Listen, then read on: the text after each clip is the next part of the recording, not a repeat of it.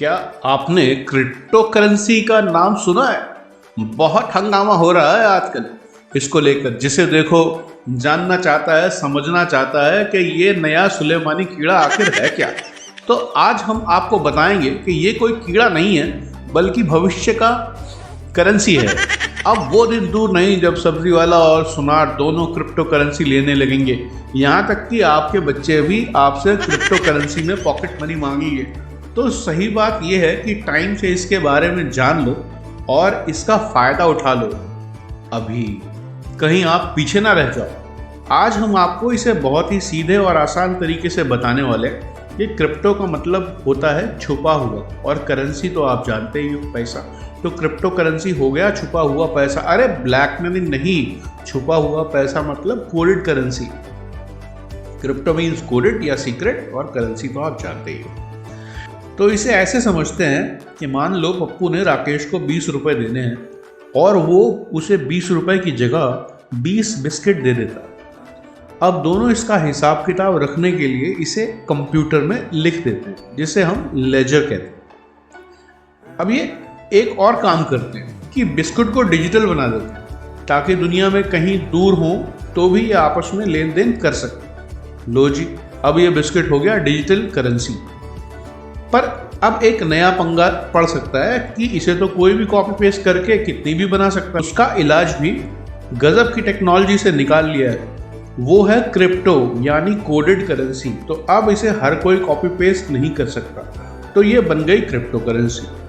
अब ये जो बिस्कुट का हिसाब किताब है, ये एक जगह नहीं रहता, ये दुनिया भर के कंप्यूटरों में एक साथ डाला जाता है, ताकि कोई कहीं बैठकर इसमें कुछ गड़बड़ ना करे। तो जो लोग इन बिस्किट्स का हिसाब दुनिया भर के कंप्यूटरों में डालते हैं, उन्हें माइनर्स कहते हैं, और इस प्रोसेस को कहते हैं माइनिंग। इसमें स्पेशल सॉफ्टवेयर और स्पेशल टेक्नोलॉजी यूज़ की जाती है, और इस मेहनताने के बदले इन माइनर्स को कुछ क्रिप्टो कॉइन्स मिलते हैं। इसका फ़ायदा क्या होता है? इसका फ़ायदा ये होता है कि अगर किसी ने कहीं पर कुछ गड़बड़ करने की कोशिश की तो उसी वक्त पूरा डेटा मिसमैच हो जाता है पूरी दुनिया के कंप्यूटर्स में, और पता चल जाता है कि किसने कहाँ गड़बड़ की, और वो जाता है सीधा जेल। यानी कि आपका पैसा पूरी तरह सुरक्षित।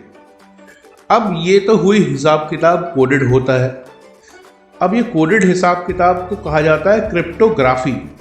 अब क्रिप्टोग्राफी क्या है? क्रिप्टोग्राफी ये है कि भाई अब इतने कंप्यूटरों में मेरा कितना हिसाब किताब है, कितना पैसा है, सारी दुनिया को पता चल जाए। ऐसे तो वो तो गलत बात है। उसी से बचने के लिए ये करेंसी ईजाद हुई है कि बैंक को भी क्यों पता हो कि मेरे पास कितना पैसा है, और सरकार को भी क्यों पता हो कि मेरे पास कितना पैसा है।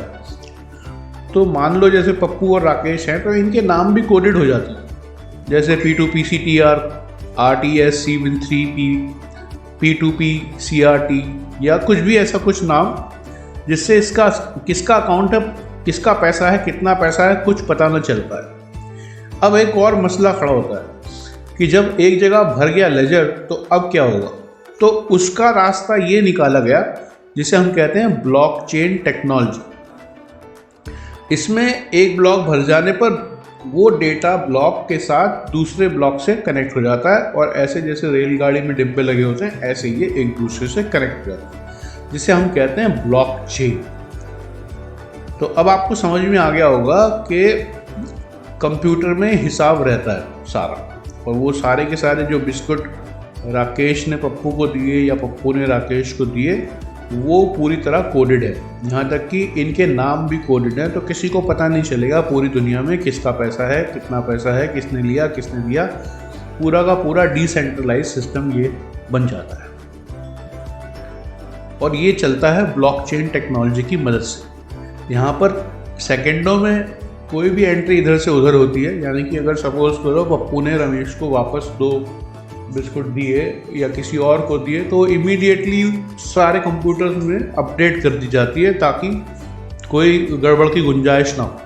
इसमें कोई बैंक का कंट्रोल नहीं है, ना किसी सरकार का, ना इस पर कोई इन्फ्लेशन का फ़र्क पड़ता है कि जी अब महंगाई बढ़ गई तो नोट ज़्यादा बन गए और इन्फ्लेशन हो गया। उन सब चीज़ों का इस करेंसी पर कोई फ़र्क नहीं पड़ता, और यही इसकी सबसे बड़ी खासियत है, और इसीलिए लोग इसको पसंद कर रहे हैं, और इसीलिए इसे कहा जा रहा है फ्यूचर का पैसा, बिकॉज अभी तो आपके बैंक में क्या पड़ा है सरकार को पता है, किसके अकाउंट में पड़ा है वो पता है, आपने किसका कितना किसको दिया वो पता है। इस करेंसी में ये सब डिसेंट्रलाइज हो जाएगा, किसी को कुछ पता नहीं चलेगा क्या ट्रांजैक्शंस हो रहे हैं।